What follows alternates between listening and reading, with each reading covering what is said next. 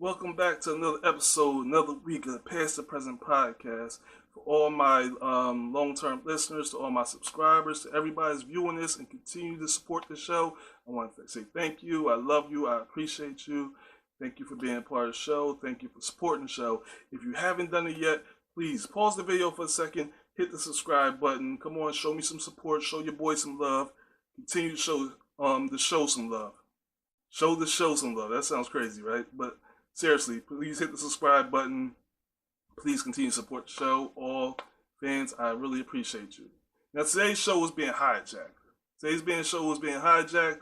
I was preparing for a different show, and a good friend of mine, Lamont, yeah, I'm calling you out. Yes, I'm calling you out by name. Yeah, I'm telling everybody, you hijacked my show this week. I was actually trying to do a different show, and he was like, you have to talk about the Serena Williams thing and the sexism in sports. You got to speak on it.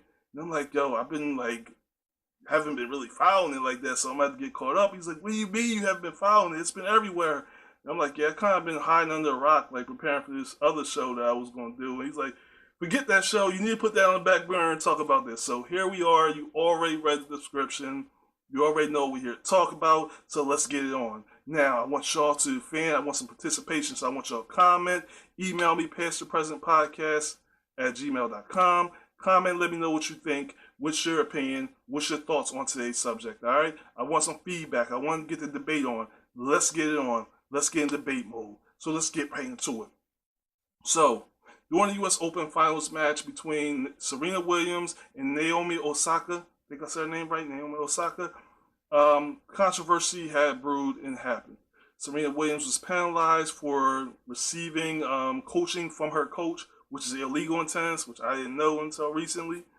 Then she smashed her racket, received another point for that. She tried to plead her case to the chair ump, Ramos. She tried to plead her case to the chair ump, Ramos. I don't know how to say his name. But she tried to plead her case to him anyway. I said it 3 times, right? And basically, she called him a thief, and it really got a little nasty. Serena Williams went on to lose the match, and the whole U.S. Open, the whole championship match got overshadowed by the fact that Serena Williams allegedly had outbursts. Now, what do we call women when they have an outburst? We call them emotional, right? You're emotional. When women has outbursts or speak up like Serena Williams did, they're called emotional, okay? When a man does it, it's passionate. So what we did was, because it's the Past the Present podcast, we have to talk about past situations and how it plays into the present situation. So let's talk about it. If we're talking about passionate versus emotional, let's talk about a few passionate men, important men from tennis history that had outbursts. So let's start with 2016, Andy Murray, who kicked the ball at umpire. Did you hear me? This is 2016, I believe it's U.S. Open. If I'm not right, if I'm incorrect about the event, please comment and correct me, or email me and correct me. Either way, Andy Murray, 2016, kicked the ball at umpire. So his passionate reaction was met with what penalty? None. No penalty. He ain't get no penalty for kicking the ball at umpire. This is 2016, people, so it's not that too long ago. So we'll move up to 1991. Jimmy Connor. Do anybody know who Jimmy Connor is? Never heard his name before either. He exceeded all expectations in 1991 U.S. Open. He went on to win it, but something controversial happened that was even bigger than him winning the match, winning the U.S. Open in 1991. He repeatedly called the umpire an abortion. Now, that's kind of messed up. You call this man repeatedly an abortion. Throughout the match, he repeatedly kept calling him an abortion. So what was the penalty he received for his passionate outburst? Nothing. No penalty. Sorry, we'll keep going. Same year, same event, Andre Agassi. Now, even if you're not into tennis sports, if you're not a fan of tennis, you gotta know who Andre Agassi was. A great tennis player, well known. I think he was dating a supermodel at one point. Come on, you know who Andre Agassi is. Great player, okay? So, during 1991 U.S. Open, he had several passionate outbursts, okay? So we gotta use that word, passionate, because it's a man, so it's passionate, right? So one was he spit at umpire. Yeah, he spit at umpire. Of course, he received a penalty for spitting at the umpire. However, the penalty was rescinded because they said that when he spit, he wasn't really trying to spit at the umpire. It wasn't intentionally at the umpire. So even that penalty was rescinded, and I think he got like a $1,700 fine because he also called, and for all you have kid ears right now, please excuse my language, he also called the umpire a son of a bitch several times throughout the match. But he was being passionate, right? So don't harm, no foul. He was being passionate, and he got $1,700 fine. So, oh, sorry, it was a $3,000 fine, not $1,700. He got $3,000 fine. So, I mean, he was just being passionate, and he took $3,000 fine. So it's okay, right? So we'll go on to one more. 2010, we go to Andy Roddick, who was called on a foot fault, and even though video replay proved that he was wrong, he still chose to curse out the umpire multiple times throughout the match. What was the penalty for his passionate outburst of cursing at the chair umpire? No penalty. No, of course he didn't get a penalty. I mean, come on. The guy was being passionate. That's all. We know Rory McIlroy, right? Great tennis player. Always known for his outbursts. I think he did a Geico commercial, cursing and snapping out on the tennis court. Of course, he got high fines. But he was just being passionate. I mean, come on. All these great tennis players, they were passionate moments. It wasn't an outburst. I mean, Jimmy Connor, yeah, he went a little too far, but he won the match, so it was just passionate. But Serena Williams, who lost to Naomi Osaka, now her outburst was a little different. Yes, hers was not passionate. She had an emotional outburst, and she had an outburst because she was losing the match, and she didn't know how to take it, and she wanted to win that elusive major championship so she could get closer to being immortality. So she wasn't being passionate. She was just being emotional. Well, at least that's what everybody's saying. Anyway, now what's my thoughts? No, I don't think she's being emotional. I don't like that word when we're talking about women in sports. In fact, I don't like that word when we're talking about women in general when we call women emotional. Why I don't like that word is because in sports and in general, when a man acts out, if a man's in a boardroom and he's slamming his fist on the desk, he's being passionate. He's passionate about whatever he's talking about. Now, if a woman comes in the boardroom and she slams her fist on the desk and she starts yelling, she's being emotional. Now, if we go into sports, if Serena Williams is smashing her tennis racket, she's yelling and she's trying to defend herself against accusations that she's cheating, then she's being emotional. Now, if a man stands up and he fights for that same reason, he's just being passionate. That's all. He's just passionately defending himself. He's passionate about winning. So he's not being a sore loser. He's just passionate about winning. Serena Williams, emotional. She's a sore loser. A man, he's passionate about winning. Okay? Now, that's kind of the situation, kind of subject we're talking about here. So I watched the video. And let me tell you my reaction to the video. My first reaction when I was watching it within the first few minutes, I was like, okay, maybe she's being a little, not emotional, but maybe she's just overreacting because she's losing. That was my first reaction. Then as I watched, I said, wait a minute, no, that's not what it is. I'm not getting that sense here. See, she's really upset that her character is being called. Now, many people saying the Chair Umpire Ramos, he's a well-decorated umpire. He's well-known, well-respected. I'm thinking to myself as I'm hearing spectators and commentators and pundits speak like that, I'm like, so what does that say about Serena Williams? What is she, chopped liver? Is like she just some tennis player that just started, that's never won anything in her life? I mean, this woman is well decorated as well and well respected in not only the tennis realm, but she's tennis in sports and society in general. She's well respected, well known, and well decorated. So I think we're on equal ground if she's not even on higher ground. But once again, she's a woman, so we gotta put her a few steps lower, of course, right? Isn't that how society works today, or just in general? So of course he's well respected chair umpire. So many people feel like Serena was wrong for her outburst. Okay, many people feel like she's wrong, and I want to hear your opinion of whether you feel like she is wrong or was she right. Now, should she call this man a thief? No, she probably shouldn't have called him a thief, and maybe that kind of language went a little overboard. But was she wrong for speaking up against sexism in sports? If that's how she truly felt, absolutely she was right for speaking up that way. She was right for speaking up that way. Many people said, well, why would she bring her daughter up in this conversation? Well, if you're speaking up for sexism, then your daughter comes up in the conversation. I speak up multiple times about police brutality and injustice against the black community, and I mentioned my two sons. The reason I mention my two sons is because if not today, one day they may be affected by police brutality and the injustice that's happened in the black community.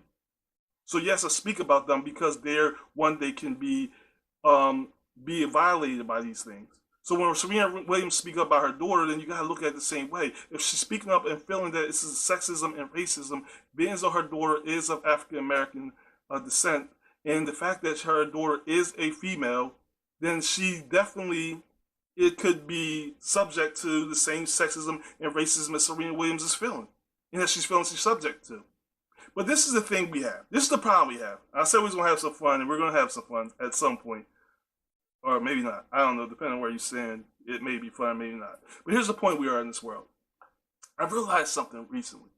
I realized something interesting. I said, I thought about something. I said, in today's society, what we like to do is we like to draw a narrative or a line through what's going on. We don't want to act. We don't want to be ignorant to what's going on, but we want to ignore what's going on. So whatever's going on in society, when something is uncomfortable for us, it's not that we don't recognize it. It's not that we don't recognize sexism. It's not that we don't recognize racism in the world. The problem is that it's so uncomfortable to talk about it, and we just want to get on with our daily lives, is that we just try to ignore it. And we try to avoid any conversation about it. That's what we do. We try to avoid conversations that just don't make us feel comfortable. And sexism is a very uncomfortable conversation. It's a very uncomfortable conversation. So with Serena Williams have her quote unquote outburst, of course we want to call it just emotional. Of course we want to focus on negative of the situation. We don't want to focus on when the crowd was booing. Serena Williams went up to Naomi Osaka and she told the crowd to give her moment.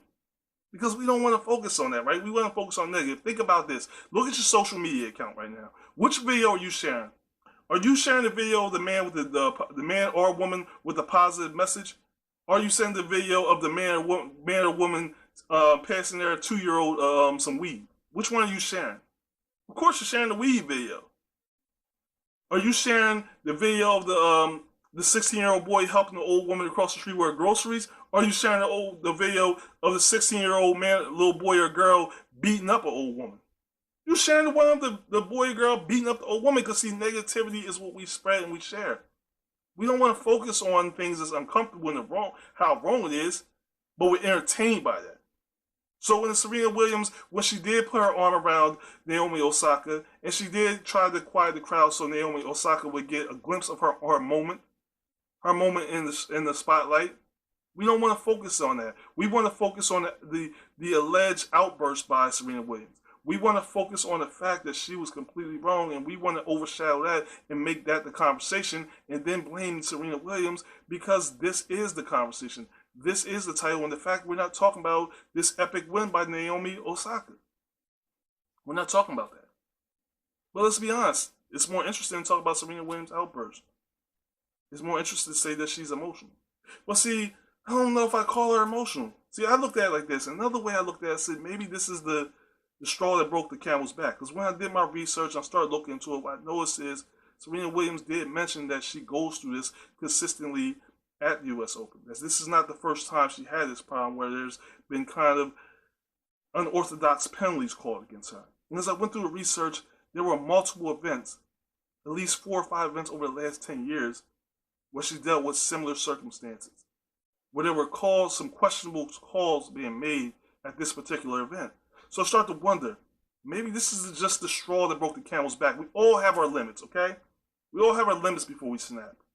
We all have our moments. So maybe this was her moment. Maybe this was her limit.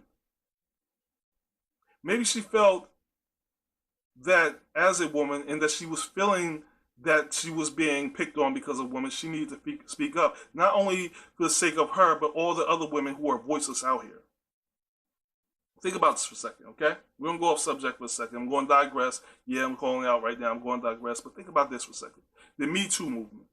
You think about all these women in the Me-Too movement. Think about the girls in gymnastics who are being sexually assaulted by their coach. And for all the years, these women had to go through in privacy, suffer through privacy of these horrific events and these things happening. They couldn't speak up. Nobody wanted to hear them. Nobody wanted to listen. If you've ever been through something, you've ever been voiceless, you understand what it means to stand in the middle of a crowded room and scream to the top of your lungs and nobody actually hear you. Nobody even look at you. You're in pain, you're screaming to the top of your lungs and nobody hears you. You put people like Serena Williams, who are on top of their game, one of the most iconic and epic tennis players in sports history. Think about the LeBron James, the Colin Kaepernicks, the people who we choose. We don't want them to speak up. We want them to go out there and recognize that they're privileged to be in a position to be making millions of dollars, to be celebrities, to be able to get paid for playing a sport. And we don't want them to speak up about the injustices and inequalities and the sexisms that people, regular people deal with every day. We don't want them to be the voice for the voiceless. That's not what we want. See, we want to just ignore that, because if you speak about it and we hear it, then we have to recognize that it actually exists. So then I start thinking about the catsuit that Serena Williams was wearing. Now, the French Open said that she couldn't wear the catsuit, and Serena Williams said that she's wearing the catsuit because of problems her body's experiencing, illnesses after pregnancy. So I'm looking at him like, geez, like, I kind of feel like, and I put myself in that situation, I ask myself, how would you feel if you're told at one event that you can't wear a suit that you wore multiple times, that you're using for medical reasons, then at another event you feel like you're getting calls that's kind of nonsense calls, and then you're thinking about it. I'm pretty sure Serena Williams, the astute player she is a student of history and understand that the history of sports and tennis. I'm sure her statements towards the umpire wasn't just out of emotions, that she knows the history of how men were called compared to women. And you think about that, and when she went out there, the passion started to come out. And she thought about the women in the Me-Too movement. These voiceless women who are now gaining their voice and standing up for all the women and speaking up and making women feel more comfortable to be able to come out against all the things and all the horrific events that happen to them. We need more women like Serena Williams.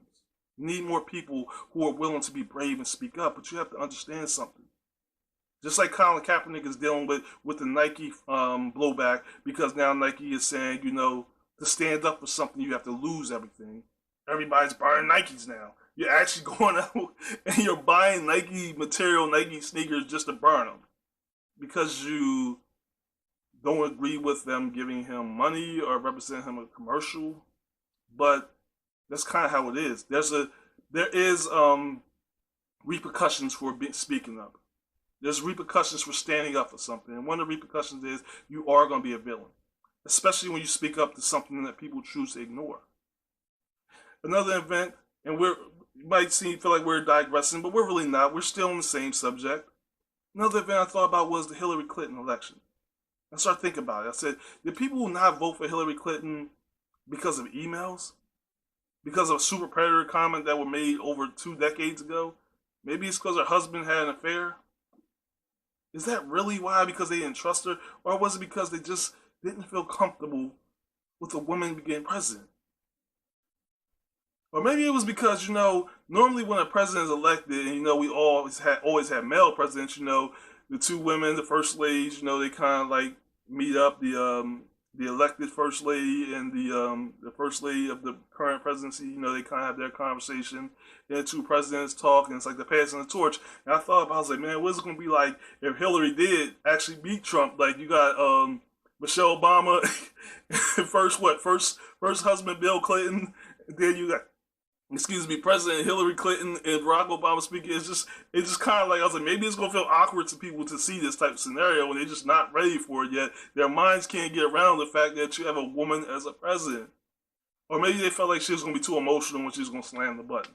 But we digress. We're getting off subject that we're here to talk about. We're here to talk about Serena Williams and her outburst. Oh, sorry, not her outburst, her emotional outburst.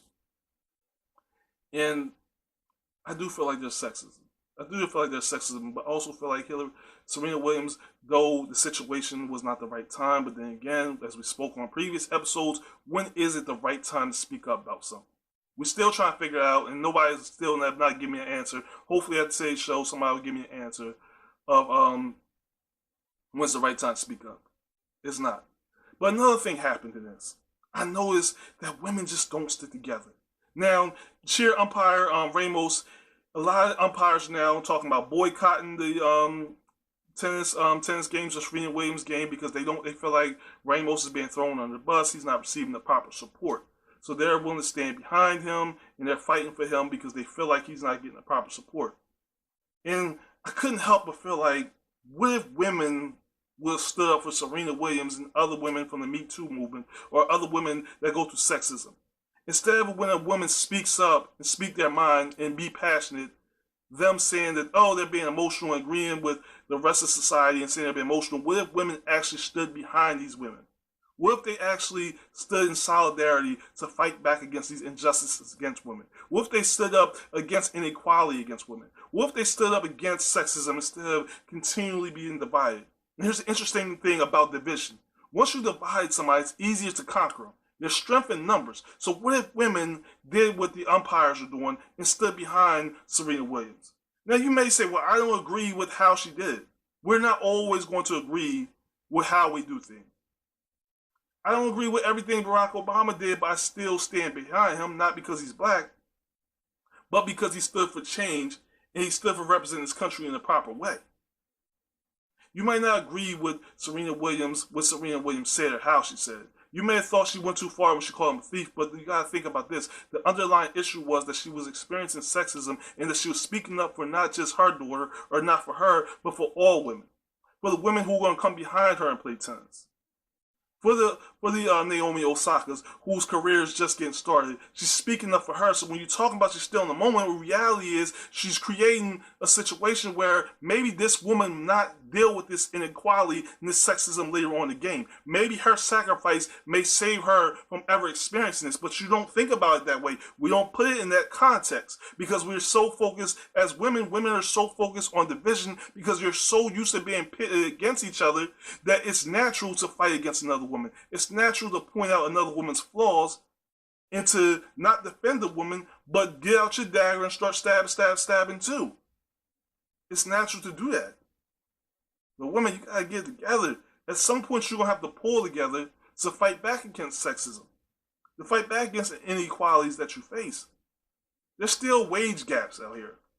There's still sexism. I just ran down the history of men that got away with penalties. And I mean, most of y'all gonna say, okay, but that's not true evidence, because the fact of the matter is, it don't really matter what I say to some people. You already have your mind made up. And that's what I had to learn. Some people have their mind made up, and the reality is, it's nothing that's going to influence their mind or their decision, because truly, they just have this belief in their head that they're right and there's nothing wrong. They don't see sexism as it exists, the same as they don't see racism exist. Since we just mentioned racism, let's talk about it for a second. Let's talk about, so there's a cartoon now going around where they're painting Serena Williams in a negative way. And talk to a few people and they're like, well, I don't see the racist undertones to the cartoon. So let me point out the racist undertones from what I have seen. One of the racist undertones was the lip context. The lips are a little big and try to make her lips big, try to make her big, try to make her mouth like wide. And with the racial undertones is that it's one of the stereotypes of women, black women, and black people in general. Now you all seen the old cartoons and what's the guy's name? I can't think of the old cartoon name. It'll come to me later. But there's old cartoons where black people used to blackface and they made the lips big because all black people got big lips. Of course, my lips ain't too big, as you see. They're not, kind of small lips. My wife teases me about my lips all the time. But anyway, teases me about my lips. So they're not big, but black people naturally, they assume that black people, one of the stereotypes is that black people have really big lips and that black women are really loud and very argumentative.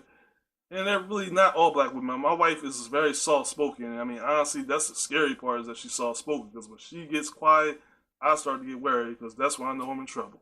And all men know that. When our women get quiet, we're in trouble. It ain't when they get loud. But anyway, I digress. So the undertones of the cartoon was the loud mouth, the big lips. I'm pretty sure other people commented below, what did you think about the cartoon? But other people were seeing the racial undertones in the cartoon as well. Now, what I will say that I'm kind of divided on the cartoon, okay? Because they're talking about how PC this world is, and let's be honest, we do live in a very PC society, and which y'all know what PC means. It means politically correct. We live in a very politically correct society where we can't truly speak how we feel. We have to either speak, we have to be on one side, so you kind of got to choose which side you on. You on the right side or you on the left side. You can't just have your own opinion. Even though they say free thinking exists. It really don't. So anyway, I'm digressing. For here. So my opinion on it was, I'm like, okay, yeah, the cartoon was a little racial undertone, but I wasn't offended by it because I seen a cartoon on Showtime where they got Donald Trump looking like a bottle of Sunny D. So I mean, if you got cartoons of him more orange than the actual orange, then everybody's fair game. They're fair game now, and you gotta understand that people are going to take those kind of shots. But what I always say that racism and comments of racism, and most of you may not agree, some of you may. My thing is, it's not what you've been called, it's what you react to. It's what you react to. And it's kind of crazy, because now I'm sounding kind of contradicted now I think about that, because same way is, pretty much Serena Williams was called the cheat. And her reaction to it was, look, I'm going to defend myself against that. So in that case, I just changed my own opinion. I guess it's okay, and I feel it's okay for people to defend themselves or feel offended by those cartoons. And to defend themselves, you should have the right to. But we gotta be careful not to be too sensitive about every little situation. Everybody has the right to their freedom of opinion and freedom of speech. And hey, listen, if you disagree with this show, please feel free to speak on it. If you feel differently about the Serena Williams situation, then feel free to speak on it. But I'm going to speak on somebody else. Billie Jean King, I think I'm saying her name right. A legendary tennis player, did speak up for Serena Williams and support Serena Williams, and Serena Williams speaking up for sexism in this country and in tennis sports. So we have to give a shout out to Billie Jean King for standing in solidarity with another woman who's speaking up for the rights of all women. And with Billie Jean King, she dealt with her own issues of sexism in the past and throughout her history of playing sport tennis. And I'm pretty sure she dealt with a lot worse than what Serena Williams and a lot of women are dealing with today. But she also helped pave the way for the Serena Williams, the Venus Williams, the Maria Sharapovas, the Naomi Osakas. She paved the way for those players. Sort of like Serena Williams is doing right now. She's being a voice for the voiceless. And she's paving the way so that change can come. But change will never come if we continue to try to ignore the realities of situations that's happening in this country. I told you, let's have a debate about it. Let's have a conversation about it. But the reality is, when you have this conversation about it, like really, digest all the facts. Really research the facts and take the emotion out of it. Because before you call somebody emotional, understand that you need to take your emotions out of the situation. And think of it like this. If you play organized sports or any competitive game, you know there is a sense of emotions in it. We all have them. Hey, I played basketball, and when you get called for a foul, I slammed the ball. So was I being emotional or was I passionate? I got upset and yelled at my fans, and I got upset and yelled at, not the fans, but my teammates and at the ref at games or at the end of games. Was I being emotional or was I being passionate? As a man, because I'm a man, I'm passionate. You were at work one day, you may have snapped at your boss, or you might have been in a boardroom and you kind of pounded on the table and you shouted. But as a man, you're considered passionate about it. As a woman, you may be seen as emotional. The reality is there is a division. There is a thing called sexism in this world, and it still does exist. Whether you want to accept it or not, whether you want to ignore it or realize that there is sexism in this world. There is racism in the world. And what's making a lot of people feel uncomfortable right now is, with the Colin Kaepernick protest, with the Serena Williams speaking up, and with many other people, the Me-Too movement speaking up, what's really making you uncomfortable is the fact that you know that these things still exist, but you just choosing not to deal with it. And you're trying your hardest to ignore these issues. You're trying to ignore the fact that we have a problem in this country and we still have not found a solution, and that we don't want to deal with it. But here's the problem. You're not going to be able to ignore this too long. Because just like your house, if you got a leak in a pipe, there's only so long you can ignore that pipe leak before it bursts and cause a bigger issue. I applaud Serena Williams and any other athlete, whether Caucasian, Black, Asian, Indian, I don't care, man, woman, for anybody who speak up against inequalities and injustices in any shape or form.